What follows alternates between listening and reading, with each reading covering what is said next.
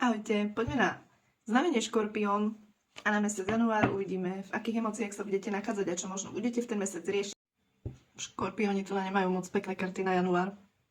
Je tu karta klamstva, neverí, možno hádok, škaredých hádok. Je tu hnev a veľa strachu o budúcnosť. Rozpadnú sa ilúzie, rozpadne sa po niektorým možno vzťah. Budú sa upínať na svoju predstavivosť, tam budú hľadať únik. Máte tu na veľa odpočinku od tejto veci, čo sa vám udiala alebo udeje. Prispôsobite sa. Prispôsobite sa. Tu je rastlinka na púšti, ale žije a funguje. Nie je to jednoduché prostredie, ale prežíva. A vlastne vy sa v týchto emóciách budete tento mesiac nachádzať. Pozrieme na anielské. Áno, karta seba lásky. Tam je riešenie. Hľadať tú hodnotu a lásku sám v sebe. Pozrieme na anielské kartičky. Treba sa vyjadrovať jasne, nemlčať.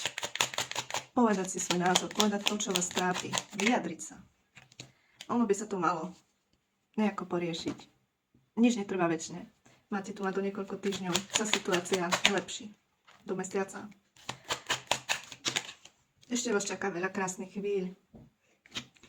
Držím vám veľmi palce. Budem vďačná za každý follow a like. Ďakujem.